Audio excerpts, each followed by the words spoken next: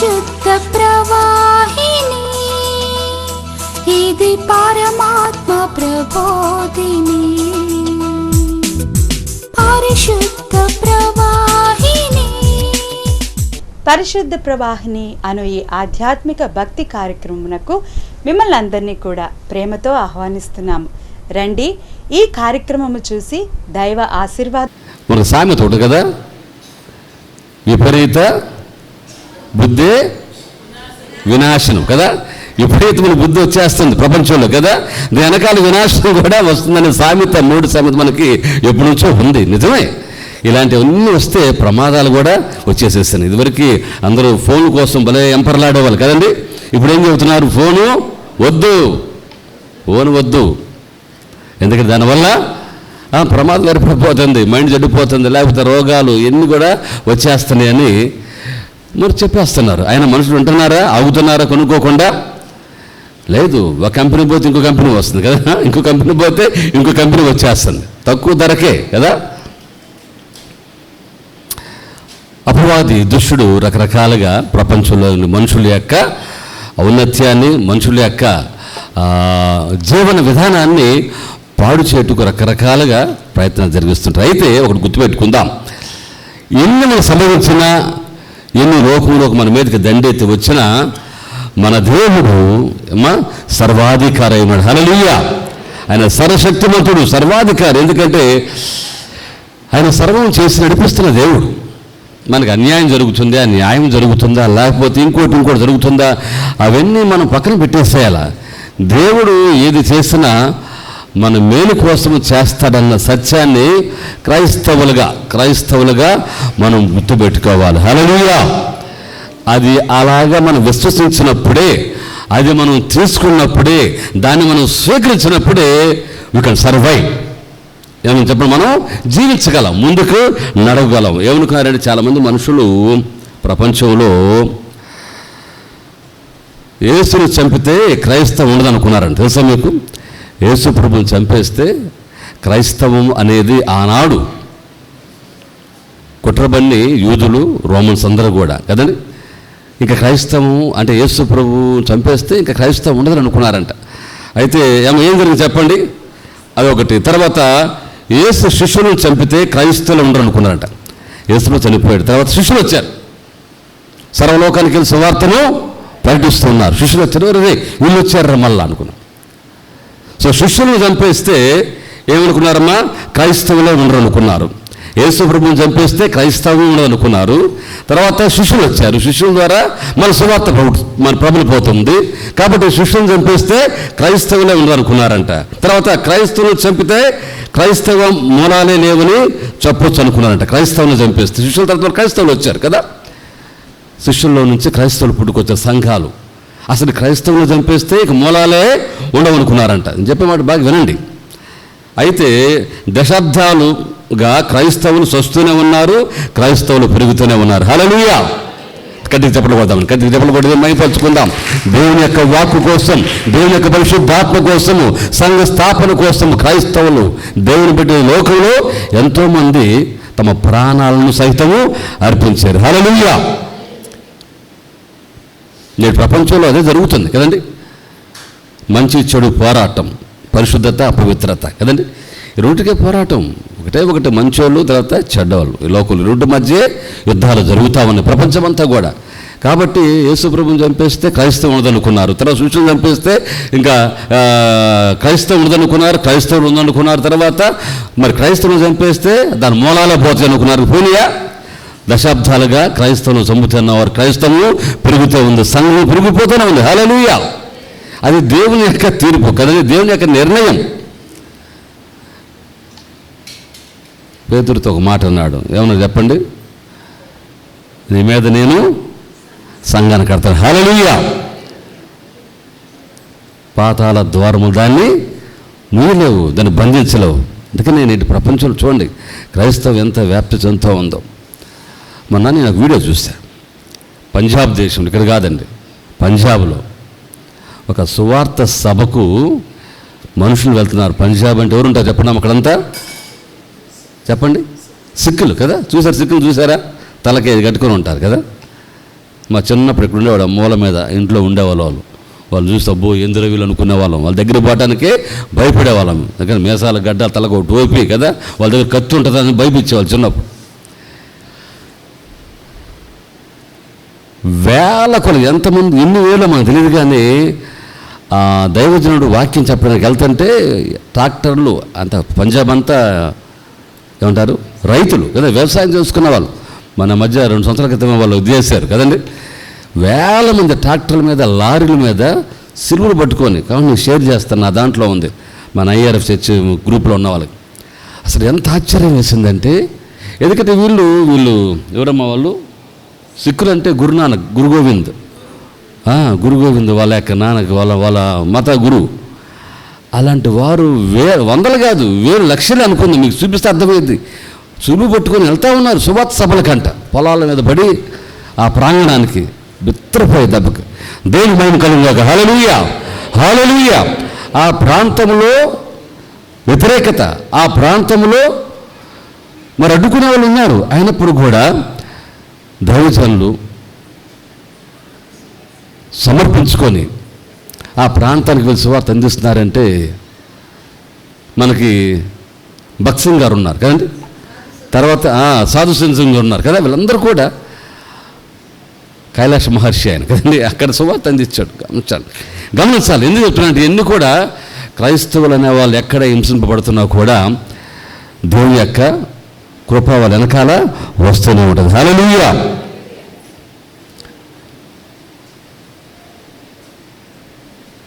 మనకి ఇక రాబోయే రోజుల్లో ఈ శ్రమలు ప్రారంభం. మనం ఎక్కడెక్కడో వింటూ ఉన్నాం కదా, చేస్తూ ఉన్నాం, కానీ జరుగుతుంది.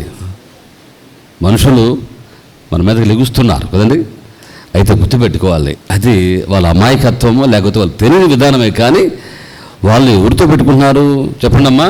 జీవం గల దేవునితో. హల్లెలూయా. దేవుడు వాళ్ళందరికీ కూడా కళ్ళు తెరిపించే రోజు రాబోతుంది కదమ్మా. ఈరోజు మన యొక్క టాపిక్ కూడా అదే, కళ్ళు తెరవబడుట, ఆత్మీయ నేత్రములు తెరిచేవాడు దేవుడు. హల్లెలూయా. చూడండి, నేను వాక్యంలోకి వెళ్దాం.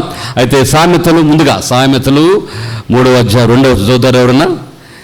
సామెతలు 3:2 చదువు కబక్కనమ్మా. 3:2. అవి దీర్ఘాయువును సకజీవంతో గడుచు సంవత్సరములను శాంతిని మీకు కలుగు చేయను. ఈ మాట పాలపర్తి భాస్కరరావు గారి ఫ్యామిలీకి ఈ దినం మన పుట్టిన సందర్భంగా నేను బైబిల్ దినంగా ఈ మాట వచ్చేసింది. ఇందా ఏంటమ్మా చెప్పండి? అవి దీర్ఘాయువును సుఖ జీవిత సంవత్సరంలో శాంతిని మీకు అనుగ్రహించునుగాక. చిన్న ప్రార్థన చేస్తాం, నుంచుంటే ప్రార్థన చేస్తా. ఇద్దరు ప్రార్థన చేద్దాం. స్తోత్రములు ఆయన కృపగల తండ్రి, దాసునికి మీరు ఇచ్చిన నూతన సంవత్సరం బట్టి వందనాలు. సుఖజీవును శాంతిని అనుగ్రహించే దేవుడు నీవు నాయన. సంవత్సరం జరుగుతుండగా నీ కార్యములను జరిగించమని చెబుతున్నావు ప్రభు, నూతన పరచమని చెబుతున్నావు, నా ముందుకెళ్ళమని చెబుతున్నావు. కనుక దాసుని కుటుంబాన్ని దీవించి హెచ్చించి ప్రభువా నీ కోసం ఘనముగా ఈ లోకములో వాడబడినట్లుగా ఆత్మీయమైన జ్ఞానమును బలము శక్తి దైత్యమని కోరుతూ యేసు పరిశుద్ధనామమున వేడుకొని ప్రార్థిస్తున్నాము తండ్రి. ఆమేన్, ఆమేన్. May God bless you. Happy birthday. తర్వాత మనం తర్వాత చెప్పాడు అందరికి కూడా. ఇంకా చెప్పలేదా? సరే సరే, మంచిది. దేవుని యొక్క దీవెన ఆశీర్వాదం కుటుంబంగా. అట్నే ప్రభాకర్, మొన్న ప్రభాకర్ ఇంటికి వెళ్ళాం, పుట్టిన జరిగించుకున్నాం చక్కగా. ఎంత హ్యాపీగా జరిగిందో, సంతోషంగా ఉన్నాం ఆ రోజంతా ఇంట్లో. మాకు మంచిగా 4-5 ఐటమ్స్ పెట్టారు ప్రభాకర్ గారు. చాలా తృప్తిగా తిరిగి సంతోషంగా వచ్చాం. దేవుడు ప్రభాకర్ని, కుటుంబాన్ని దేవుడు దీవించునుగాక. ప్రభాకర్ కూడా దీర్ఘాయువును సుఖజీవంతో కూడా సంవత్సరం దేవుడు ప్రసాదించునుగాక. Prabhakar, may God bless you. Happy birthday both of you guys. దేవుని స్తోత్రము. దీనికి వాక్యంలోకి వెళ్దాం, తర్వాత ఉంటే మళ్ళీ మనం చదువుకుందాం. ఇదిన మన సబ్జెక్ట్ టైటిల్ చెప్పండి మా. కన్నులు తెరవబట్టు, ఆత్మీయమైన నేత్రం తెరవబడినట్లుగా దేవుడు మనకందరూ కూడా బుద్ధి జ్ఞానమును దేవుడు దయచేయునుగాక. దేవుని వాక్యంలోంచి ఆదికాండము 3వ అధ్యాయము 7వ చదువు దయచేసి. ఆదికాండము 3:7 చదువుకుందామా? అప్పుడు వారిద్దరి కన్నులు తెరవబడెను, దిగంబరులమని తెలుసుకొని అంజూరపు ఆకులు కుట్టి కచ్చడములుగా చేసుకుని. ఇక ముందుకు వెళ్తే చూడండి 4వ చదవండి. అందుకు అందుకు సర్పము మీరు చావనే చావరు. ఏలైనగా మీరు వాటిని దినమున మీ కన్నులు తెరవబడననియు. ఏం చెప్పిందమ్మా? మీ కన్నులు మీరు మంచి చెడ్డలను ఎరిగిన వారే దేవతల వలె ఉందరని దేవునికి తెలియనని చూసారా?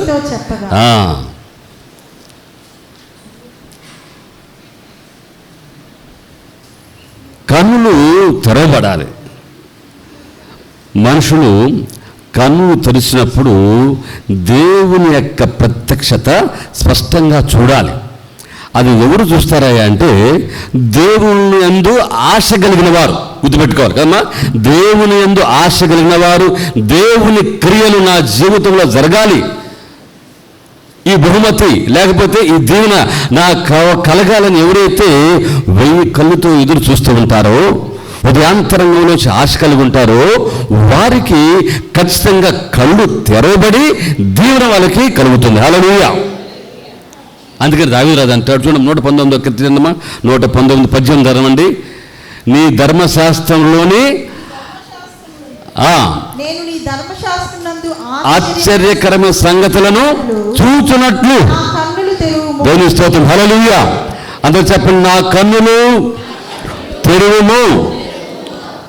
కన్ను ధర్మ నోరు ప్రార్థన జరగదా? నీ నోరు బాగుగా నేను దానిని అదే నోరు బాగా తెరవడానికి తెరుస్తారు కానీ కన్ను మాత్రం తెరవు కదమ్మా. చాలా మందికి కళ్ళు తెరవాలా, నోరు తెరవాలి కదండి. కళ్ళు ఏం తెరవాలా? ఏది ఇస్తారో దేవుడు చూసుకోవటానికి కదమ్మా. అది చూసుకొని మన నోట్లో తినేయాలా. దేవుడు ఇస్తాడు, ఖచ్చితంగా ఇస్తాడు దేవుడు కదండి. ఏకను ఈగడు కదా.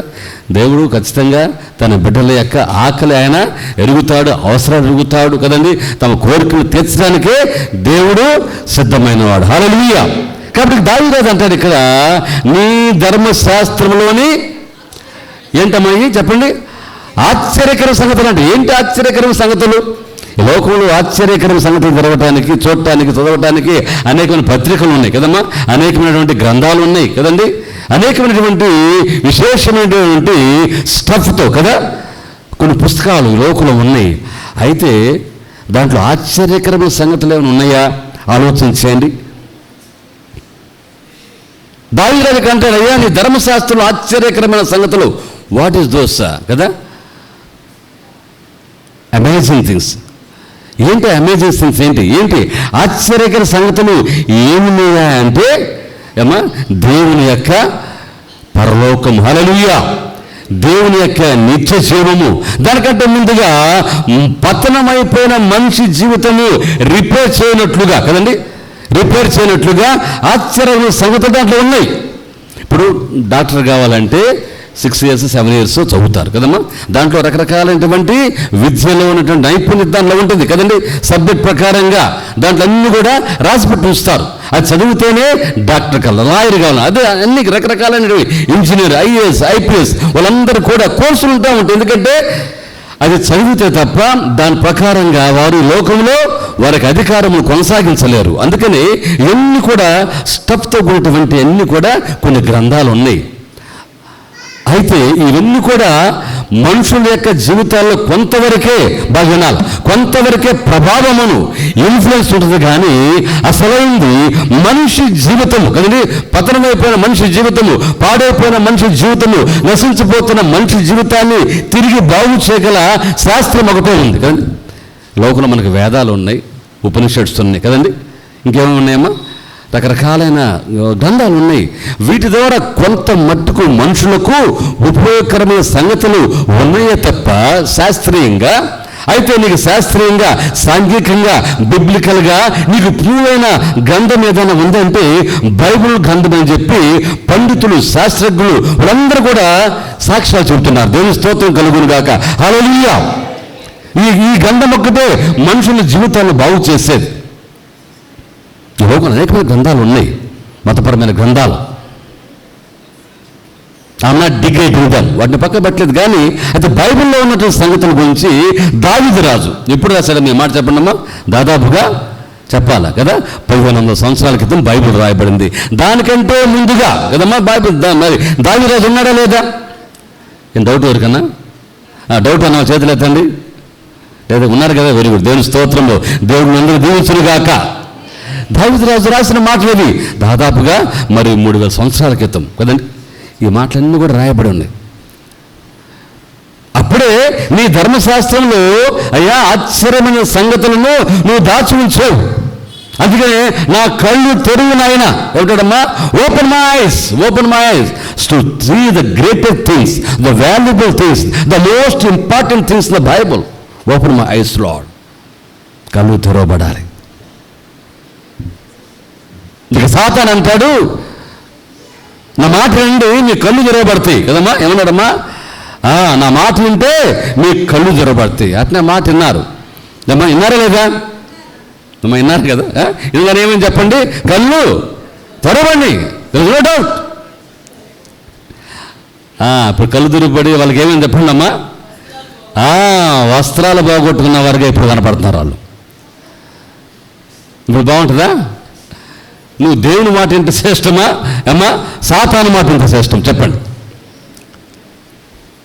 యువకులు మనం ఎవరి మాట వింటున్నాం? దేవుడు ఏం చెప్పాడమ్మా, అయ్యా ఇదిగో మొత్తం నీదే, తోటంతా నీదే, హ్యాపీ ఎంజాయ్ చేయి. ఓ పని చెప్పాడు కదా, ఆ చెట్టు ఫలములు తినొద్దయ్యా. ఊరుకున్నాడా అమ్మా? ముందు అవమ్మ కదమ్మా, ఆ పండు తినాలని తినేసింది. ఏమైపోయిందమ్మా చెప్పండి. ఇప్పుడు కళ్ళు జరగబండి, సిగ్గు, అవమానము, దౌర్భాగ్యమైన స్థితిలో వాళ్ళు జీవిస్తున్నారు కదండి. అవునా కాదా? అవమానము, సిగ్గు, దౌర్భాగ్యమైన సంగతి, ఎన్నడూ ఊహించని విధానమైన సంగతులు బయటకు వస్తూ ఉన్నాయి. దేవుడేమో వీళ్ళని అమాయకంగా పెట్టాడు, అజ్ఞానమైన స్థితిలో, అంటే అన్యోన్యమైన స్థితి అది కదండి.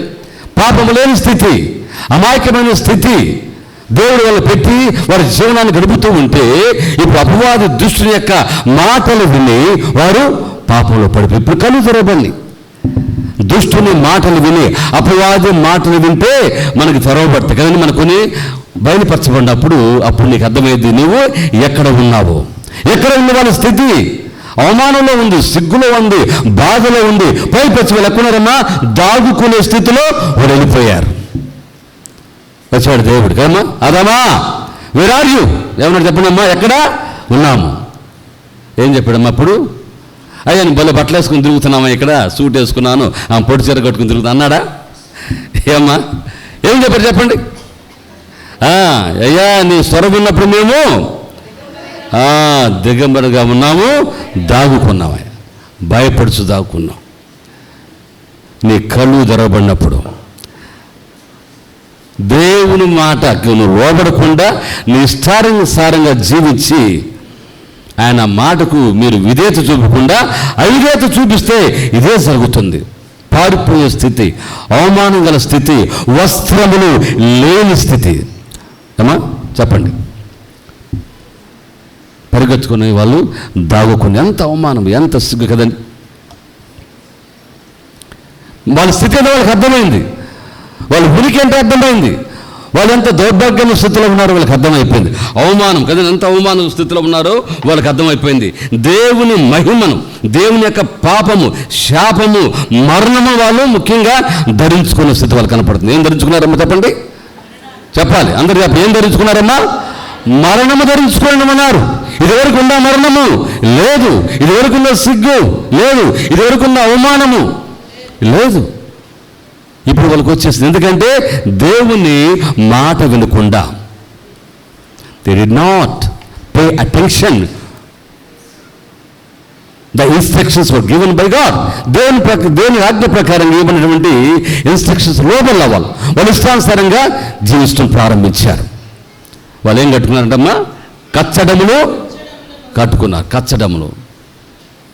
ఇక లోకంలో కళ్ళు తెరవబడితే మనుషులు ఈ లోకానుసారంగా జీవించడం ప్రారంభిస్తారు. యోహాను పత్రికలో ఉంది కదా, 1 యోహాను 2:14-15 ఉంది. ఈ లోకంలో ఉన్నంతగా నేత్రాశ, శరీరాశ, నేత్రాశ, జీవపు ఇవి తండ్రి వలన కలిగి కావు, ఈ సాతాను వల్ల వచ్చినాయి. ఈ సాతాను చెప్పినప్పుడు కళ్ళు తెరిస్తే నీకు వచ్చినాయి అన్నమాట. ఇప్పుడు ధరించుకొని బాగా తిరుగుతున్నావు. చూడండి ఒకసారి. లోకంలో ఉన్నదంతయు అనగా లోకంలో శరీరాశ, నేత్రాశ, జీవపు డంబము, తండ్రి వల్ల పుట్టినవి కావు. లోక సంబంధం. ఇప్పుడు అంత లోకం వచ్చేసింది వీళ్ళకి కదా. ఇదివరకు మహిమ లోకంలో ఉన్నారు, ఇప్పుడు ఎప్పుడు చెప్పడమ్మా శరీర సంబంధమైనటువంటి దౌర్భాగ్యకరమైన స్థితి అనే లోకంలో ఇప్పుడు వాళ్ళు జీవిస్తున్నారు. బయటికి రాలేని స్థితి, దాక్కునే స్థితి. ఆత్మీయ నేత్రములు తెరవబడ్డా వీళ్ళకి కదండి, జ్ఞానము గల నేత్రములు కదండి, తెలివి వివేచన ఇచ్చాయి. దేవుడు వాళ్ళని అమాయకమైన స్థితిలో పెడితే దాంట్లోంచి బయటకు వచ్చేస్తారు. అది ఇప్పుడు ఎంత భయంకరమైన స్థితితో చూడండి. దేవుని మహిమ కోల్పోయారు. అందుకే అన్నాడు, దీని దినమున నిత్యముగా నీవు సచ్చేదవు, మరణిస్తావా అని చెప్పాడు. మరణించాడా వెంటనే? లేదు కదా. అంటే దాని అర్థం ఏంటంటే నువ్వు ఎప్పటికైనా నువ్వు మనలోంచి తీపడ్డా కాబట్టి నువ్వు మన్నైపోతావయ్యా. వాళ్ళు సంభవించింది ఆత్మీయ సంబంధమైనటువంటి మరణము. లేని దాన్ని వీళ్ళు కొని తెచ్చుకున్నారు. సరిగా వీళ్ళు మనోనేత్రములు తెరవబడలేదు కదా. గుడివాడిని బాగు చేసి లోక సోదరు గుడివాడిని బాగు చేస్తే ముందు ఎట్ట కనపడ్డారంటమా, చెట్లు అటు ఇటు కదులుతున్నట్లు కనపడతాయంట. సరిగా ప్రభువులో లోతుగాని విశ్వాసంలో పోకపోతే, ప్రభువుని నమ్మకపోతే నీకు కూడా మసక కదమ్మా. కళ్ళు తెరవబడకపోతే అదే విధంగా ఉంటాయి. ఆత్మీయ నేత్రములు తెరవబడకపోతే ఇహలోక సంబంధమైన దేవత ఏం చేస్తుందమ్మా, వారి మనోనేత్రములకు గుడితనం, బ్లైండ్నెస్. ఇహలోక సంబంధమైన దేవత అంటే లోకంలో దేవత, నీ ఆశే నీ దేవత, నీ కోరిక అదొక దేవత కదండి. ప్రపంచంలో ఉన్న అందరికి చదువుకుని శరీరాశ, నేత్రాశ, జీవపు డమ్మము, డబ్బా కొట్టుకుంటూ తిరుగుతూ ఉంటాం. అవునా? నేనది, నేనిది, నేనెంత అని అంతని, ఇవన్నీ కూడా ఈ అధికారములన్నీ కూడా దేవుడు ఒక్కసారిగా తన పాదముల కింద పెట్టేస్తాడు. హల్లెలూయా. తొక్కేస్తాడు అంతే దేవుడు మొత్తాన్ని కూడా. ఇక దేవుని మాట విని బాగుంది బాగుంది అనుకున్నారు. తర్వాత వాళ్ళకి అర్థం, అయ్యో మేము ఎంత పొరపాటు చేస్తాము. దౌర్భాగ్యకరమైన స్థితి, సిగ్గు, అవమానము, నెట్టివేయటం కదా. ఆఖరికి వాళ్ళు ఏం చేయబడ్డారమ్మా, ఆ తోటలోంచి నెట్టివేయబడ్డారు. చూడండి ఎంత భయంకరమైన స్థితి. బర్తలోమియ చూసారు, మనం చదువుకున్నాం మార్కు 10:48 మనం చూస్తున్నాం. నీకేం కావాలా అని అడిగాడు దేవుడు కదండి. అడిగాడా లేదా? అయ్యా నాకు చూపును ప్రసాదించు, I want get my sight back. నేనేమి పోగొట్టుకున్నానో అది నాకు కావాలి. ఎక్కడ అవమానంలో ఉన్నానో, ఎక్కడ సిగ్గులో ఉన్నానో, ఎక్కడ నన్ను తోసివేసేశారో నా కుటుంబం, నా బంధువులు, నా ఊరు వారు, మళ్ళీ నేను అక్కడ లేచి తిరగాలి ప్రభువా. నా కళ్ళు, నా చూపును ప్రసాదించము. వెంటనే చూపు దయచేయబడింది. ఏం చేశాడు మొత్తం చెప్పండి? దేవునితో కూడా, యేసు ప్రభువారితో కూడా కలిసి లేచి యేసు వద్దకు వచ్చాను. దేవుని దగ్గరకు వచ్చాడు. దేవుడు స్వస్థపరిచిన కిందకి వెళ్తే తిప్పిన తర్వాత ఆయనతో పాటు కూడా నడిచి వెళ్ళాడంట. చదువు మాట చదవండి. వెంటనే వాడు త్రోవను ఆయన వెంట చూపు పొంది ఆయనతో దేవుని స్తోత్రం. హల్లెలూయా. ఇది కన్నులు తెరవబట్టం అంటే ఆత్మీయ నేత్రాలు తెరవబడ్డాయి. దేవుని కోసం ఎదురు చూస్తూ ఉన్నారు కదండి. దావీదు కుమారుడా నన్ను కాపాడయ్యా, నా కళ్ళు, నా చూపు దయచే ప్రభు అని ఆకాంక్షతో కదండి ఎదురు చూస్తూ ఉన్నాడు. అందుకని అతను చూపు వచ్చింది. ఆత్మీయ నేత్రాలు తెరవబడి యేసుతో పాటు వెళ్ళాడు. ఇది మనకు కావాల్సింది ఇక్కడ. The subject today is open your eyes to see God's glory. దేవుని మహిమ చూడటానికి నీ కళ్ళు తెరవబడాలండి కదండి. ఇక్కడ చెప్పాడు మీ కళ్ళు తెరవబడతాయా. దేవుని మాట వింటే ఈ లోకంలో చాలా విషయాలు మనం వింటూ ఉంటాం కదండి. అబద్ధమైన సంగతులు వింటూ ఉన్నప్పుడు మనకు ఆశ కలిగిస్తూ ఉంటాడు కదా. వీడు అట్లా ఆశ కలిగించాడు కదా. అందుకనే వాళ్ళు వెళ్ళారు. వాళ్ళ జీవితంలో తిరుగు లేకుండా కదండమ్మా, తిరుగు లేకుండా ఇంకెన్నడూ వాళ్ళు మరి దేవుని దగ్గరకు రాలేని స్థితిలో వాళ్ళు ఉండిపోయారు. అయితే దేవుడు గొప్పవాడు కాబట్టి తమ కుమారుడు యేసు ప్రభువు లోకంలో పంపించి, ఎందుకంటే ఏ భేదం లేదు. రోమా 3:23 కదా, ఏ భేదం లేదు, అందరూ పాపము చేసి, అందరూ కొందరు కాదు కదా. All of sin and come short of glory of God. దేవుని యొక్క మహిమను కోల్పోయారంట. పడిపోయారు అందరూ దేవుని మహిమ కోల్పోయారు. కన్నులు మూయబడ్డాయి. అందరూ కూడా పాపాంతులయ్యి పాపమైన అంధకారంలో మనుషులు జీవిస్తున్నారు. క్రీస్తునందు ప్రియమైనటువంటి దేవుని బిడ్డలారా, మనం త్వరగా దేవుని వాక్యంలోకి వెళ్తే ఇక్కడ భక్తులను కూడా కన్నులు తెరవబడ్డవి. దేవుని చూశాడు, ఇక ఆయనకి ఎన్నితో సంబంధం లేదని చెప్పి వదిలేస్తాడు. ఇక వీళ్ళేమో కచ్చడాలు కట్టుకొని చట్టడాలు కట్టుకొని కదమ్మా అని డెకరేషన్ చేసుకొని దిగుతున్నారు. అవునా? ఈ డెకరేషన్ ఎంతకాలం ఉంటుంది చెప్పండి? కొంతకాలమే కదా ఈ డెకరేషన్ అన్నీ, కొంతకాలం ఉంటుంది. తర్వాత మళ్ళీ అన్నీ కూడా నీ ఒరిజినాలిటీలోకి రావాల్సిందే. నీలో ఒరిజినాలిటీ ఉండేది ఏదంటే యేసు ప్రభువే. హల్లెలూయా, హల్లెలూయా. ఎందుకంటే ఆయన మారని దేవుడు కానీ, మారని దేవుడవు నీవేనయ్యా, మరుగై ఉండలేదు నీకు యేసయ్యా. మారని దేవుడ పడాలి నీవేనయ్యా, మరుగై ఉండలేదు నీకు యేసయ్యా. సులైనా సుడిగుండాలైనా వ్యధలైనా వ్యాధి బాధలైనా మరుగై ఉండలేదు నీకు యేసయ్యా, మరుగై ఉండలేదు నీకు యేసయ్యా. మారని దేవుడవు నీవేనయ్యా, మరుగై ఉండలేదు నీకు యేసయ్యా, మరుగై మరుగై ఉండలేదు నీకు యేసయ్యా, మరుగై ఉండలేదు నీకు యేసయ్యా. హల్లెలూయా, హల్లెలూయా. హెబ్రీయులకు రాసిన పత్రిక, హెబ్రీయులకు రాసిన పత్రిక మనం చూస్తున్నాం. హెబ్రీయులకు రాసిన పత్రిక 13:4లోన ఆయన కడపడిని సృష్టం అంటూ ఏదీ లేదని చెప్పి రాస్తారు. చూడమ్మా, హెబ్రీయులకు రాసిన పత్రిక మనం చూస్తున్నాం. 4:13 అనుకుంటే అదేనా? చూడమ్మా, 4 మరియు ఆయన దృష్టికి చదవండి, మరియు ఆయన దృష్టికి కనబడని సృష్టం ఏదీ లేదు. మనం ఎవరికి లెక్క అప్పచెప్పవలసినదో ఆ దేవుని కన్నులకు సమస్తమును మరుగులేక తేటగా ఉన్నది. హల్లెలూయా. ఆయన దృష్టికి అంతా కనపడుతుంది. నీ జీవితం, నా జీవితం, ప్రపంచంలో 150 కోట్ల మంది ఇప్పుడు జనాభా అందరూ దేవుడు చూస్తూ ఉన్నాడు. ఎక్కడిదింత శక్తి ఈయనకి, ఎక్కడిదింత బలం ఈయనకి, ఎక్కడిది ఈయనకి ఇంతటువంటి నైపుణ్యత? ఎందుకంటే ఆయన దేవుడు కాబట్టి. హల్లెలూయా. ఆయన ఎక్కడ ఉంటాడు అమ్మా? అన్ని ఖండాల్లో ఉంటాడు. అవునా? ఒకే సమయంలో అన్ని చోట్ల ఉండగల శక్తి యేసయ్యకుంది. హల్లెలూయా. బికాజ్ ఈజ్ గాడ్, దేవుడు కాబట్టి, మన వల్ల కాదు కదా. ఇప్పుడు ఈ మధ్య డిజిటల్ వచ్చింది కదా, డిజిటల్. ఎక్కడో వాక్యం చదువుతుంటే ఇక్కడ టీవీలో కనపడుతూ ఉంటారు. డిజిటల్ చాలామంది దీన్ని ప్రవేశపెడుతున్నారు కదండి.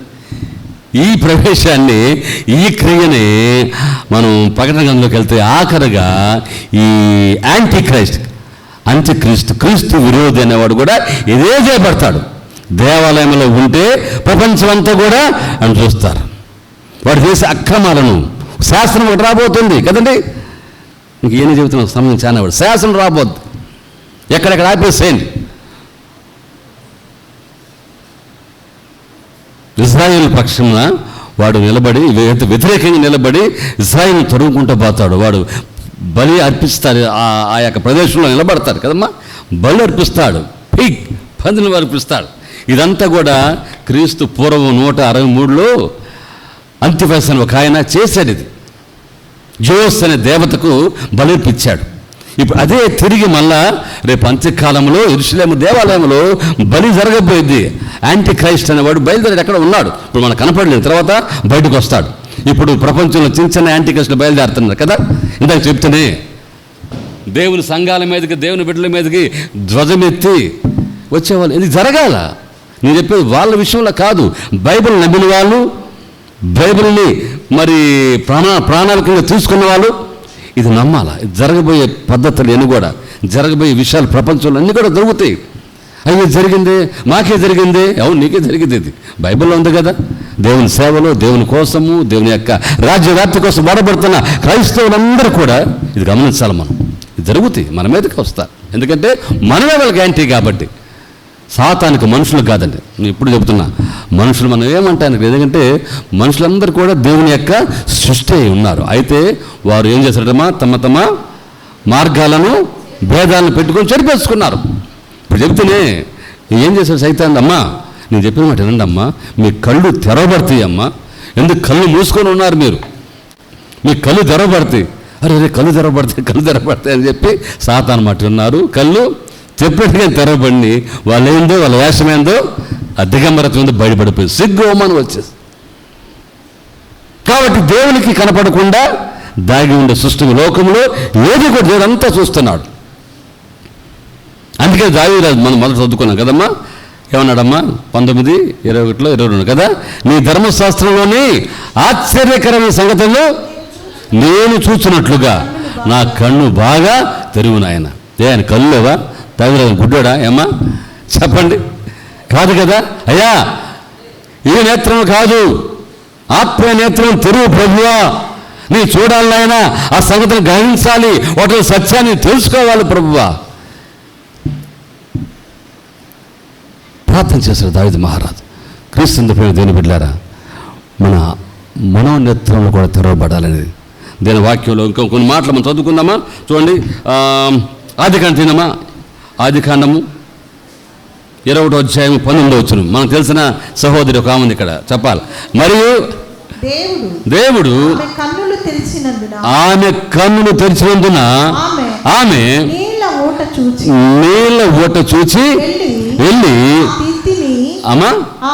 ఆ తిత్తిని నీళ్ళతో నింపి తిన్నవానికి త్రాగనిచ్చెను. ఎవరిక్కడ ఎవరున్నామా? ఆగరు కదా, అరేబియా అరణ్యములో కదండి. ఆ అరణ్యములో తిరుగుతా ఉన్న నీళ్ళ కోసం చనిపోదాం అనుకుంటా ఉంది. బిడ్డను దూరంగా పడేసింది, అయిపోయింది నా పని అనుకుంటా ఉంది. దేవుడు వెంటనే అక్కడ ఏం చేశాడు చెప్పండమ్మా? నీళ్ళ ఊట పెట్టాడు. ఆమె కన్నులు దేవుడు తెరిచాడు. పక్కనే ఉంది, కళ్ళు మూసుకొని ఉంది. దేవుని యొక్క ఆశ్చర్యకరమైన సంగతులను చూడండి.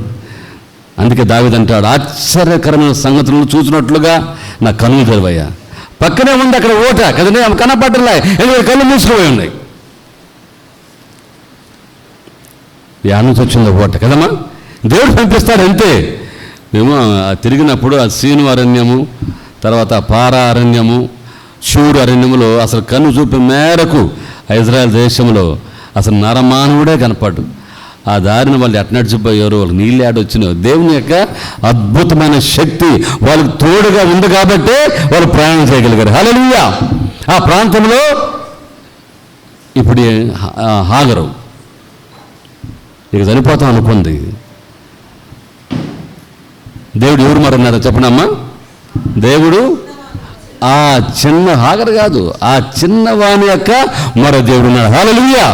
ఏం ప్రార్థన చేస్తుంటాడు చిన్నవాడికమ్మా? ఏమడిగాడు కదండి, ఏం ప్రార్థన చేస్తాడు?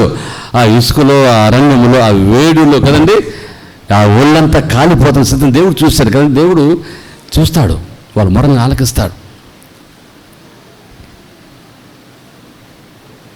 వెంటనే దేవుడు సహాయం పంపించేశాడు. చూడు కలుదరు చూడు, అక్కడే నీటి ఊట ఉన్నది. నీటి ఊట ఏముందమ్మా? నీటి బుగ్గ కదా, నీటి బుగ్గ ఉంది అక్కడ. నీటి ఊట ఉంది. తెరువు, నీ కళ్ళు తెరువు, కనపడతా ఎదురుగా. ఓ ఆ చిన్న బిడ్డను బ్రతికించుకో, ఇతను కూడా నేను గొప్ప జనంగా చేస్తానని చెప్పాడు. క్రీస్తు ప్రేమ తెలియబెట్టలారా, నీ కళ్ళు తెరబడినప్పుడు నీకు నీటి బుగ్గ ఆడ ఉంటుంది కదమ్మా, నీటి ఊట నీకు కనపడుతుంది. దేవుని సహాయం పక్కనే ఉంది. మనమే చాలాసార్లు ఏం చేస్తాం చెప్పమ్మా? అయ్యో మాకేం లేదే, మనకేం లేదే, మన సహాయం లేదే అనుకుంటూ ఉంటాం. అందుకే దావీదు ఇంకో ప్రార్థన చేశాడు చెప్పండి. 121 కీర్తన చెప్పండమ్మా, చెప్పాలి. కొండల తట్టు, గొడ్డల తట్టు, చెట్ల తట్టు ఎత్తి ఏం కనపడి చెప్పండి అమ్మా. నాకు సహాయము ఎక్కడి నుంచి వచ్చాను? యెహోవా వలన నాకు సహాయం కలుగును. Is the creator of everything. ఆయన వల్ల సహాయం కలిగదు మనకి కదా. కొండలు చెట్లు పుట్టలతో పోతే ఏం లాభం చెప్పండమ్మా? దేవుడే మనకు సహాయం కలిగించే దేవుడు. ఆయన మన కలుగు తెరవాలా. క్రీస్తు ప్రేమ దేవునిలా గమనించండి. ఇక్కడ హాగరు మరి బిడ్డ మొరపెట్టింది, హాగరు కూడా దూరం చూస్తూ ఉంది. ఎక్కడ సహాయం వచ్చింది? హాగరు చూస్తుంది ఏంటంటే ఆ బిడ్డలు ఎట్లా చనిపోతాడని చూస్తూ ఉంది కదండి. అయితే దేవుడు చనిపోనిస్తాడా? కాదు కదా. దేవుని చిత్తం ఉంటుంది, దేవుని ప్రణాళిక ఉంటుంది. కాబట్టి పక్కనే నీటి ఓటను పెట్టేస్తాడు. నీకు నాకు కూడా దేవుడు పక్కనే సహాయం కలిగించునుగాక. ఆమేన్ అని పెద్ద చూద్దాం. ఆమేన్. దేవుడు ప్రక్కనే నీకు సహాయం కలిగిస్తాడు. నువ్వెంత దూరం పరిగెత్తనక్కర్లా కదండి. దేవుడు ఎక్కడో నీకు సహాయం కలుగు చేయడానికే మార్గమును, ద్వారమును, సహాయము దేవుడు సిద్ధపరచుకున్నాడు. అది మనం గమనించుకోవాలి. హాగరు అనుకుంది చనిపోతాను, బిడ్డ కూడా చనిపోతాను. అయితే గుర్తుపెట్టుకున్నాం, దేవుడు సహాయం అక్కడే ఉంటుంది. నీ కన్ను తెరవాలి. హాగరు కన్ను తెరిచినప్పుడు సహాయము ఎదురుగానే ఉంది. క్రీస్తు దేని బిడ్డలు చూడు, దేవుడు అంత గొప్ప కార్యాలు చేస్తాడు. గమనించండి, దేవుడు అంత గొప్ప కార్యాలు చేస్తాడు. ఆ అరణ్యంలో ఎవరు లేరు.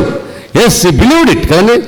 హాగరు నమ్మింది. ఎక్కడ ఎవరు కూడా లేరు, ఎవరు నాకు సహాయం చేసేవాళ్ళు లేరు అనుకుంది. దేవుడు అక్కడే నీటి ఓటను దేవుడు పెట్టాడు, బొగ్గును ఏర్పాటు చేస్తాడు. అంత గొప్ప దేవుడు అండి. సహాయము దేవుడు ఎక్కడి నుంచి వచ్చిందో నీకు తెలీదు, సహాయము వచ్చి తీరిద్దంతే. అది దేవుని యొక్క బలము, దేవుని యొక్క శక్తి. కని విని ఎరిగిన రీతిలో దేవుడు పంపిస్తాడు. ఇదే మన కనులకు ఆశ్చర్యం అన్నమాట. గమనించండి, ఇది ఎవరు చేయగలరు ఈ గొప్ప కార్యము? దేవుడే. మనుషుల వల్ల కలిగేది కాదు కదండి. నరమాత్రం నాకు ఏం చేయగలరు? ఇంకో మాట చదువుకు, చక్కని మాట బైబిల్ కొన్ని నిమిషాలు చదువుకుందాం. మొదటిగా మనం చదువుకున్నాం కదమ్మా, ఆదాము అవ్వలు కదండి. వాళ్ళ కళ్ళు తెరవబడినప్పుడు సిగ్గు, అవమానము, దౌర్భాగ్యం స్థితిలో ఉండి వాళ్ళు మరణము అనే దాన్ని వాళ్ళు తొడుక్కున్నారు కదమ్మా. మరణం తొడుక్కున్నారు. మరణం లేని స్థితిలో దేవుడు చేస్తే వాళ్ళు చేసిన అతిక్రమానికి మరణాన్ని వాళ్ళు కొని తెచ్చుకున్నారు. అయితే బర్తలోమీయ మాట విని ఏం చేశాడమ్మ? స్వస్థత పొంది దేవునితో జీవంలోనికి వెళ్ళాడు. నీతి వస్త్రమును ధరించుకొని. చూడండి, యెషయా గ్రంథం చూడమ్మా. యెషయా గ్రంథము 60లో 61 చూడండి. 61 అనుకుంటా. 61:10 3:10 చదవండి. దయచేసి చదవండి. త్వర చదవ.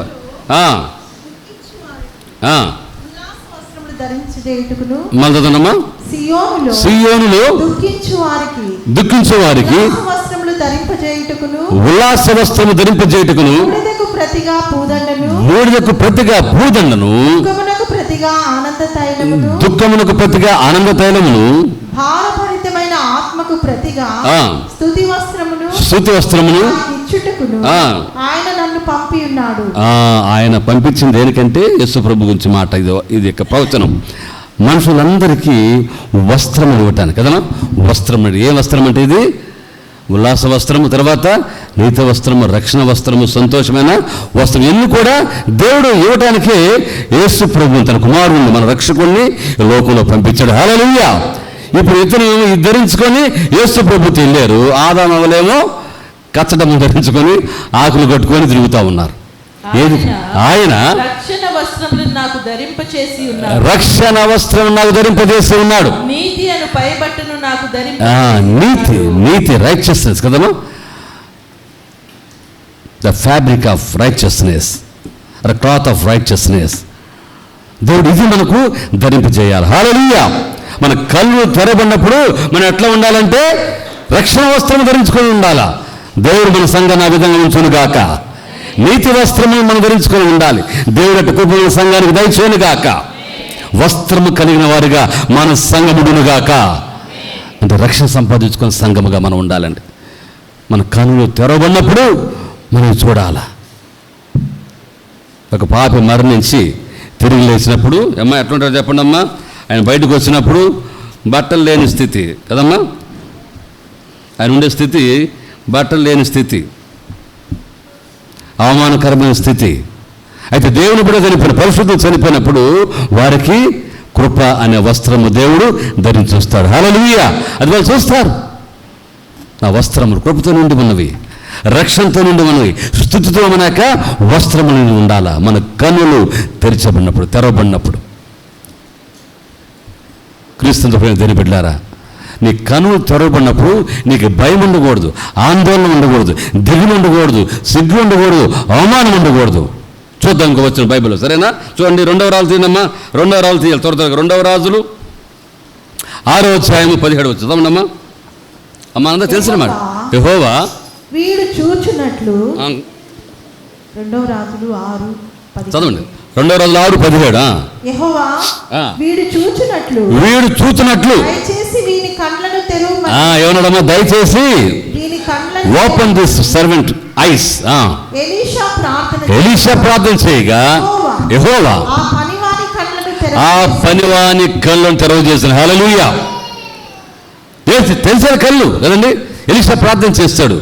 ఈ పనివాడు బయటకు వచ్చేసరికి ఏమైందంటమ్మా? ఊరంతా అగ్ని, రథాలు, సైన్యము అంతా కూడా వచ్చేస్తున్నాయంట. అమ్మో ఇంకేముందయ్యా, అయిపోయింది మన పని. ఎలీషా అది కూడా ఏమో చనిపోతాం, మనుషుల చేతి మనల్ని అప్పగించేసాడే దేవుడు అన్నట్టుగా అతను ఉన్నాడు. ఏమన్నా చదవన్నా? ఆ మాట చదవండి. ఏమన్నాడు అతను పనివాడు?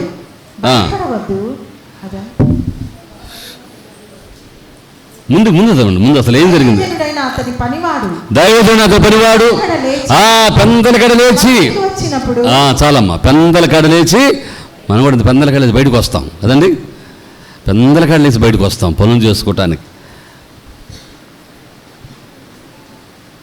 దేవుని ప్రార్థన చేయడానికి వస్తే, దేవుని స్తుతిస్తానికి వస్తే, దేవుని నామను మోకరించి ప్రార్థన చేయడానికి ఏముండదు కదండి. ఇతను పెందల కడ లేచి నా దైవజనుడికి ఇద్దాలని బయటకు వచ్చేసరికి ఎదురుగా ఉందమ్మా శత్రువు ఉన్నాడు.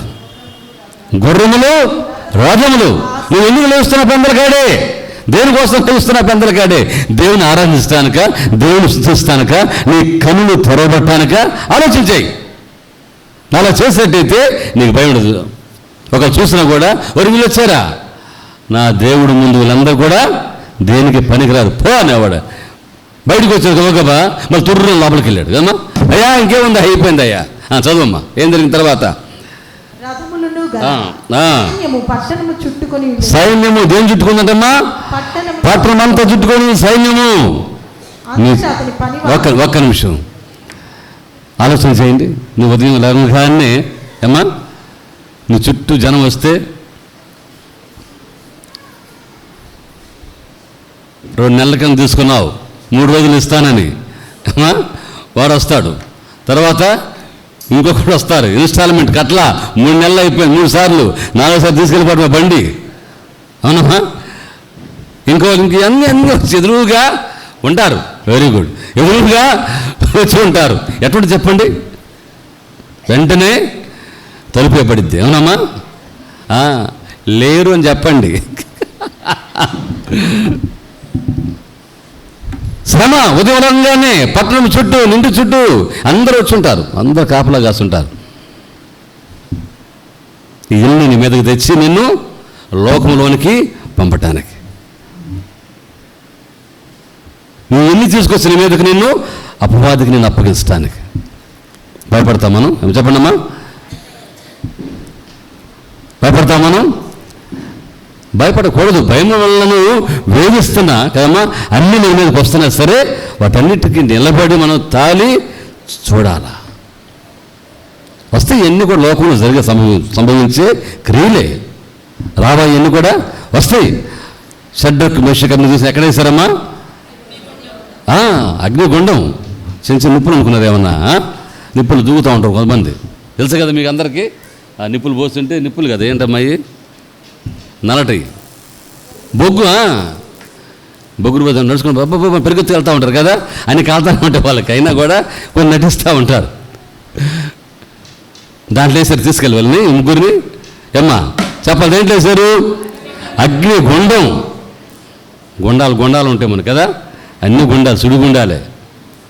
నా పాటల పాట, సుడులైనా సుడిగుండాలైనా ఇదలైనా వ్యాధి బాధలైనా ఉండలేదు నీకు యేసయ్యా, మరుగ ఉండలేదు నీకు యేసయ్యా, మారని దేవుడవు నీవేనయ్యా, మరుగై ఉండలేదు నీకు యేసయ్యా, మరుగై మారుగై ఉండలే నీకు యేసయ్యా. హల్లెలూయా, హల్లెలూయా.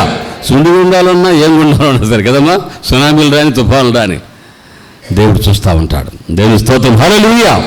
ఇక్కడ కూడా హాగరు మరణిస్తాను నా బిడ్డ, నేను మరణించిపోతాను చూస్తూ ఉంది. అయితే వెంటనే దేవుడు హాగరు యొక్క కన్నులు తెరిచాడు. చిన్న బిడ్డ ప్రార్థన విని. హల్లెలూయా. క్రీస్తు ప్రేమ తెలియ బిడ్డారా, ఆమె కన్నులు తెరవబడినప్పుడు నీటి బుగ్గ ఆడ కనపడింది, నీటి ఊట కనపడింది. చూడండి, వెంటనే సహాయం వెంటనే కన్ను చేస్తాడు దేవుడు. నీ కన్నులు తెరవాలి.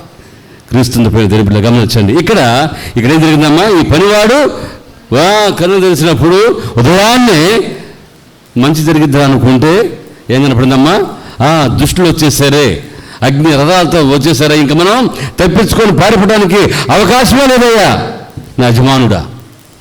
అప్పుడు ఎలీషా ప్రార్థన చేస్తాడు కదమ్మా, ఏమన్నాడమ్మా, దేవా భయపడవద్దు, మన పక్షమున ఉన్నవారు వారి కంటే అధికులై ఉన్నారని చెప్పి యెహోవా వీడు చూచున్నట్లు దయచేసి వీని కళ్ళను తెరవమని ఎలీషా ప్రార్థన చేయగా యెహోవా ఆ పనివాని కళ్ళను తెరవజేస్తాను గనుక వాడు ఎలీషా చుట్టూను పర్వతము అగ్ని హల్లెలూయా అని పత్రిక చదువు. హల్లెలూయా, హల్లెలూయా.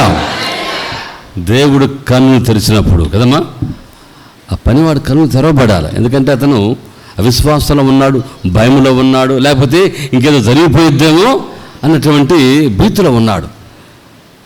ఎలీషా చెప్పాడు, అయ్యా భయపడవద్దు, మనకు తోడే ఉన్నవాడు వాళ్ళకంటే గొప్పవాడు, శక్తిమంతుడు అని అతను ధైర్యపరిచి దేవుడు ప్రార్థన చేస్తున్నాడు. కళ్ళు తెరివయ్యాడు. అగ్ని, తర్వాత రథములు, ఇంకేముందమ్మా, అన్నీ కూడా ఎలీషా చుట్టూను చదవాలా, ఎలీషా చుట్టూ పర్వతము అగ్ని చూశాను. నీ చుట్టూ ఏముంటుంది తెలుసా నీకు? ఎప్పుడు మన చుట్టూ మహిమ ఆవరించుంటుంది. హల్లెలూయా. దేవుని యొక్క మహిమ, దేవుని యొక్క బలము, దేవుని పడినటువంటి వారందరితో ఖచ్చితంగా తోడే ఉంటారు. యెహోవా యందు భయభక్తులుగా వారి చుట్టూ ఎవరుంటారమ్మా, ఆయన దూత కావలి ఉండి వారు రక్షించింది. Should believe it. నమ్మాలి, మనం నమ్మాలి. ఎన్ని కూడా మా దగ్గర ఏమంటుంది, మాతో ఎందుకుంటారు దోతలు అనుకుంటా ఉంటాం. ఖచ్చితంగా దేవుడు దోతలు మనకు తోడుగా ఉంచునుగాక. నువ్వు ఎక్కడికి వెళ్ళినా సరే, నువ్వు ఇరుకులో ఉన్న, ఇబ్బందుల్లో ఉన్న, శోధనలో ఉన్నా, అందుకే దావీదు ప్రార్థన చేస్తాడు, శ్రమ దినమున నేను కుంగిడలా చేతగాని వలే ఉంటావు. శ్రమ దినమున వస్తే అందరూ శ్రమలు వస్తాయి. వచ్చేప్పుడు ఏం చేయాలంటే ఒకటే ఒకటి చేయాల్సింది, దేవునికి స్తుతి చేయాలంతే, దేవుని ప్రార్థన చేయాలంతే. వచ్చిందా, రాని ప్రభువా, నేనేం ఈ విషయంలో భయపడను, ఎందుకంటే ఇది నీ వలన కలిగింది. అయితే అందుకని గమనీయులు అంటాడు వాళ్ళతో, అయ్యా మీరెందుకు శ్రమపరుస్తున్నారు? ఇది దేవుని వలన కలిగితే మనం చూడాలా, ఇది దేవుని వలన కలిగింది కాదా దేవుడే చూసుకుంటాడు, మీరు వెళ్ళిపోండి అంటే. పౌలుని శీలను శిక్షిస్తుంటే వాళ్ళు వచ్చి చెబుతాడు. చూస్తా ఏం పేరు అన్నది అపొస్తల కార్యాలు మనం చూస్తున్నాం. వాళ్ళందరూ వచ్చి తీర్పు తీస్తుంటే మీరేం తీర్పు తీస్తారయ్యా, దేవుడికి అప్పగించండి. ఇది దేవుని వలన కలిగింది అయితే నువ్వెవరు నేనెవరు తీర్పు తీస్తానికి? దేవుని వలన కలిగింది కాదా దేవుడే శిక్షిస్తాడు. దేవుడి స్తోత్రం, హల్లెలూయా. కొన్ని జరుగుతాయి మనకి, వీ షుడ్ ఒబే దెమ్, అవి తీసుకోవాలి. దాని తర్వాత రాబోయే ప్రతిఫలము, ఆ ఫలము అది ఎంత వస్తుందంటే, జనులు హింసించి మీరు ధన్యులు, సంతోషించి ఆనందించుడి. ఎక్కడ అంటమ్మా, పరలోకమందు. ఇక్కడ కాదు మన ఫలాలన్నీ, పరలోకమందు దేవుడు ఇక్కడ కూడా ఇస్తాడు. పరమందుని ఇహమందుని దేవుడు ఆశీర్వాదాలు ఇస్తా అంట మనకి. అయితే ఇక్కడికంటే మేలేని అవి. దేవుని స్తోత్రం, హల్లెలూయా. క్రీస్తుని ప్రేమ దేని బిడ్డలారా, నువ్వు కన్ను తెరిచినప్పుడు నీకు ఆశీర్వాదం కనపడాలా, నీకు దేవుని కనపడాలా. ఇక్కడ ఇంకొక ఉదాహరణ కూడా చూసుకుందాం మనం. అబ్రహాము, ఇస్సాకు ఎక్కడికి వెళ్ళారమ్మా చెప్పండి? మోరియా పర్వతానికి వెళ్ళారు కదా. నేను చూపించి ఒక స్థలంలోకి వెళ్ళి అక్కడ నీకు ఒక్కగాని ఒక కుమారుడు ఉన్నావు కదా, అదే అంటారు నీ గారాల పెట్టా ఏదో అది పెట్టి గారాల పట్టి నాకు ఇచ్చేసాయి అన్నాడు. ఇస్తారమ్మా ఎవరున్నా?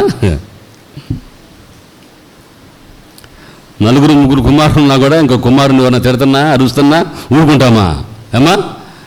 7 నుంచి బరిగెత్తాం కర్ర పట్టుకొని, అవునా? అలాంటిది ఒకడున్నారు పాపం ఇస్సాకు.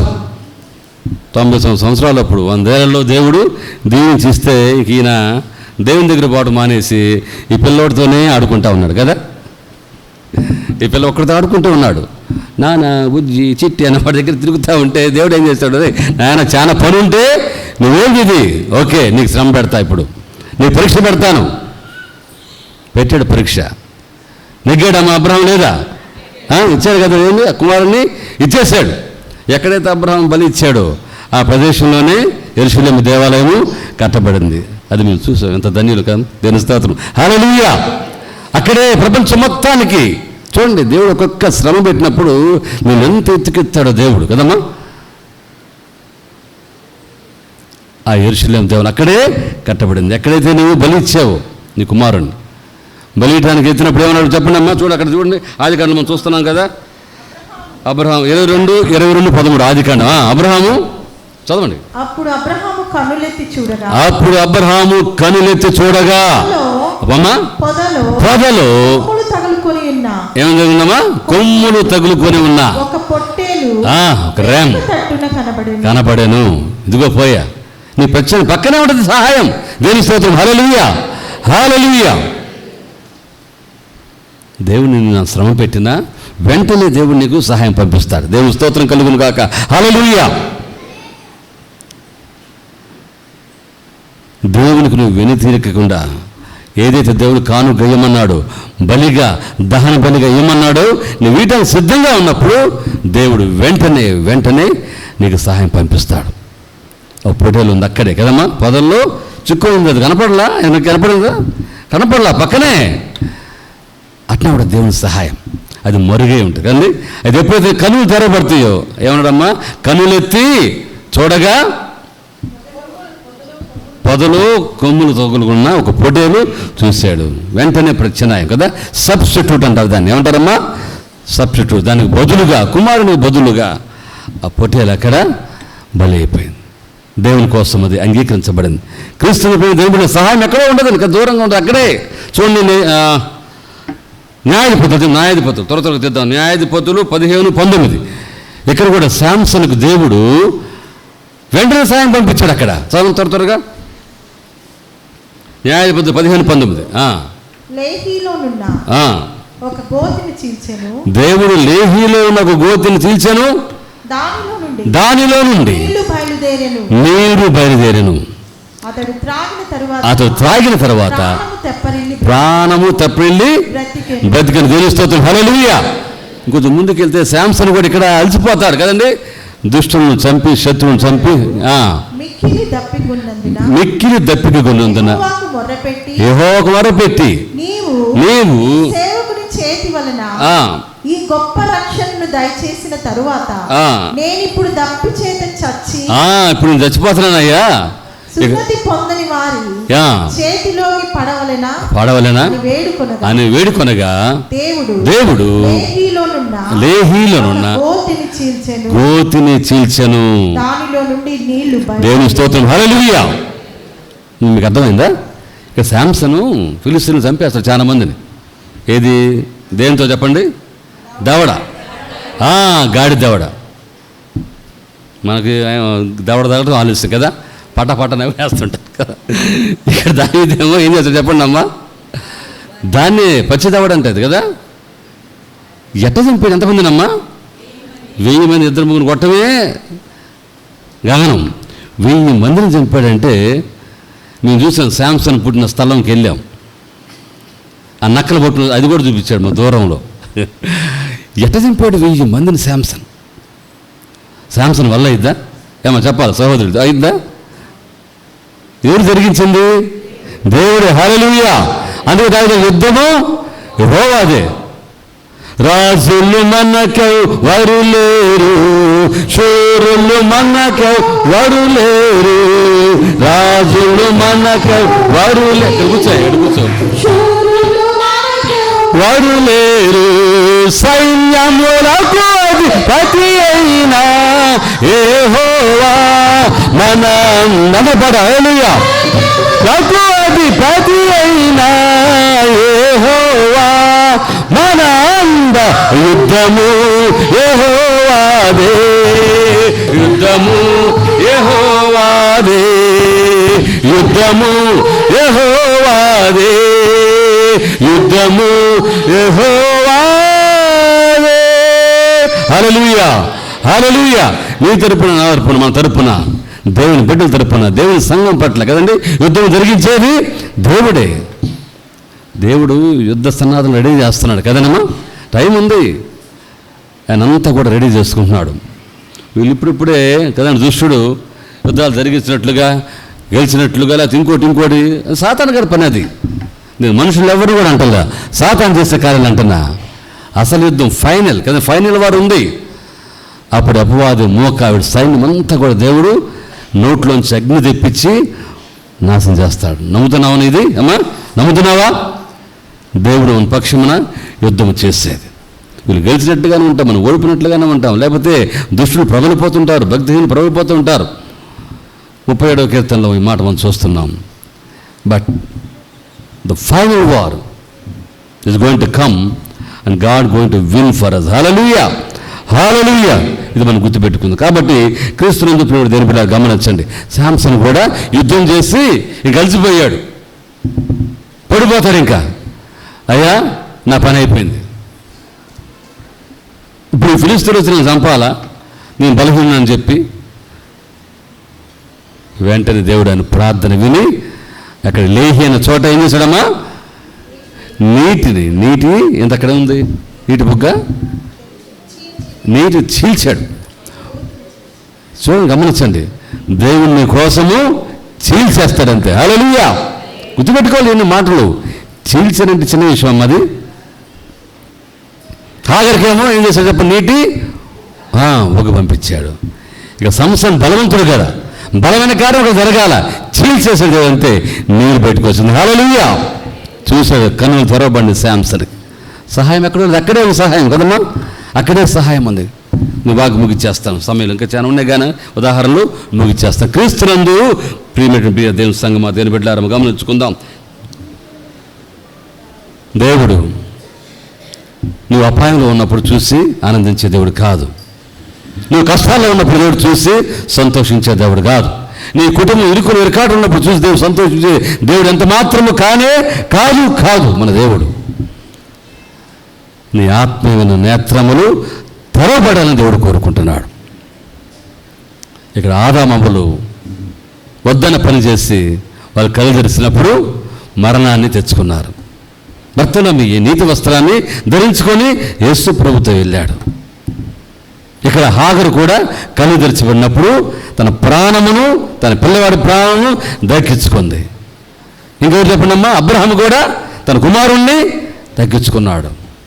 విశ్వాసంతో ముందుకెళ్ళినప్పుడు, నమ్మిక కలిగి ముందుకెళ్ళినప్పుడు, క్రైస్తవ పోరాటంలో ఇంకా ఉన్నాయి, నేను ముగిస్తున్నాను. ఇంకా క్రైస్తవ పోరాటంలో ఎన్ని కూడా మనకు వస్తూనే ఉంటాయి. అయితే నిలబడాలి దేవుని కోసం. ప్రభు దగ్గర అడుగుదాం, ప్రభువా నాకు ఆత్మీయ మనోత్వం తెరువును ఆయన, నీ అద్భుత కార్యములు, ఆశ్చర్య కార్యములు తెలిసినట్లుగా, ఎరిగినట్లుగా, నీ ధర్మశాస్త్రంలోని ఆశ్చర్యకార్యములు గ్రహించినట్లుగా నా కన్ను తెరువు ప్రభువా. ఎలీషా ప్రార్థన చేశాడమ్మా. ఏం చేశాడు? ఈ పనివాని యొక్క కన్నులు తెరువు. క్రీస్తునందు ప్రియమైన దేవుని బిడ్డలారా, దేవుని ప్రియ సంగమా, మనం కూడా దేవుని దగ్గర ప్రార్థన చేయాలి. ఏం చేయాలి చెప్పండి? మనం కూడా దేవుని దగ్గర ప్రార్థన చేయాలి. నా కన్నులు తెరువు ప్రభువా. అందరి కన్నులు మూయబడి ఉంటాయి కొన్నిసార్లు కదమ్మా, చూడలేక. ఎందుకంటే ఈ లోక సంబంధమైన దేవత వల్ల కదా, అంటే ఈ లోకంలో ఉన్న దుష్టుల వల్ల కన్నులు మూయబడి ఉంటాయి. కన్ను తెరవాలి. మనం కన్నులు తెరిచినప్పుడే మనం ఆశ్చర్యకరమైన సంగతులు మనం చూడగలము, చేయగలము, అనుభవించగలము. హల్లెలూయా. అటు కృప దేవుడు మనందరూ కూడా దయచేయనుగాక. ఆత్మ నేత్రం తెరవబడినట్లుగా. ఎందుకంటే ఒకప్పుడు ఏ భేదములు అందరూ పాపం చేసి దేవుడు అనుకుంటే మహిమను పొందలేకపోయాం. అయితే దేవుని కృపావరము 6:23 రోమాలో ఉంది కదమ్మా, చెప్పండి.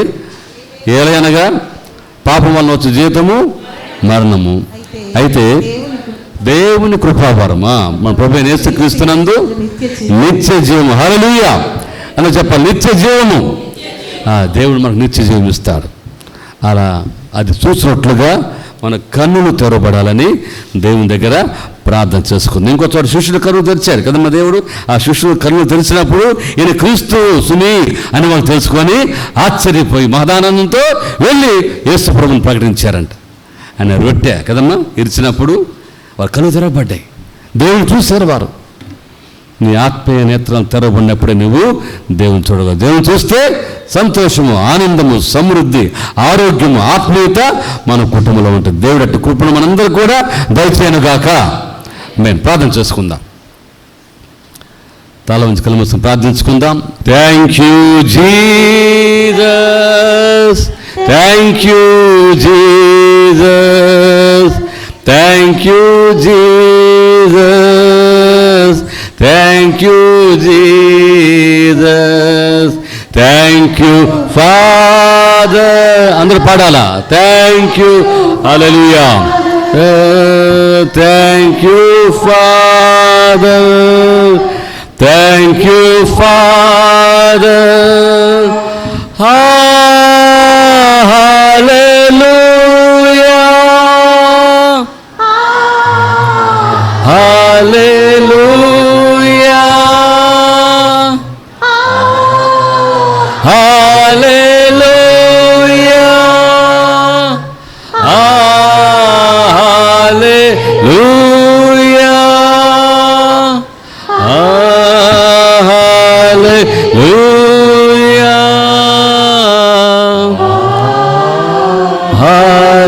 హల్లెలూయా. ప్రార్థన. ప్రేమల తండ్రి, కృపగల దేవ, స్తోత్రము నాయన. ఈ సమయంలో ప్రభువుని రక్తము శరీరం మీ పాలు భాగస్వామి ఉండగా నీ కృప ఆశీర్వాదము దీవులు దయచేయండి నాయన. పాపము వాళ్ళు ఏలకుండా రాజ్యం చేయకుండా ప్రభువా అయ్యా కట్టడి చేయమని కోరుతున్నాం. ఇంకో తండ్రి లేని వారికి ధన్యత దయచేయండి. ప్రత్యేకించి కార్యక్రమంలో పాల్గొన్న సహాయపడిన బిడ్డల కుటుంబాలను దీవించి బలపరచమని కోరుతూ యేసు పరిశుద్ధ నామములో వేడుకొని ప్రార్థిస్తున్నాము తండ్రి. ఆమేన్. పరలోకమా తండ్రి, నీ నామము పరిశుద్ధపరచబడుగాక, నీ రాజ్యం వచ్చునుగాక, నీ చిత్తం పరలోకం మీద ఎలాగో అలాగే భూమి నెరవేరుగాక. దినాహారం మా దయచేయండి. మా రుణం క్షమించినట్టు మా రుణం క్షమించము. మమ్మల్ని శోధన తెక కీడును తప్పించండి. ఎందుకనగా రాజ్యము, బలము, మహిమ నిరంతరము నావు తండ్రి. ఆమేన్, ఆమేన్. వాక్యాన్ని విని ఆత్మీయంగా మీరెంతగానో బలపడి ఉన్నారని మేము నమ్ముతున్నాం. మీకేదైనా ప్రార్థన అక్కర్లు ఉన్నట్లయితే తప్పకుండా మాకు తెలియచేయండి. మేము, మా కుటుంబము, సంఘము మీ అందరి కోసం ప్రార్థన చేస్తాం. అంతే కదండి, మీ గృహాల యొద్దకు వచ్చి మీకోసం ప్రార్థన చేయాలని మీరు కోరినట్లయితే మాకు ఫోన్ ద్వారా తెలియజేసినట్లయితే మా హన్నా ఉమెన్ ఫెలోషిప్ వారు మీ కుటుంబాల దగ్గరకు వచ్చి మిమ్మల్ని ఎంతగానో ప్రార్థనలో, దేవుని వాక్యంలో ఆత్మీయంగా మిమ్మల్ని బలపరుస్తారు. కనుక ప్రియమైన దేవుని బిడ్డలారా, మీ ప్రార్థన అక్కర్లకు మాకు తెలియచేయవలసిన మా చిరునామా పరిశుద్ధ ప్రవాహిని, పోస్ట్ బాక్స్ నంబర్ 28, క్లౌపేట, 6th లైన్, ఒంగోలు.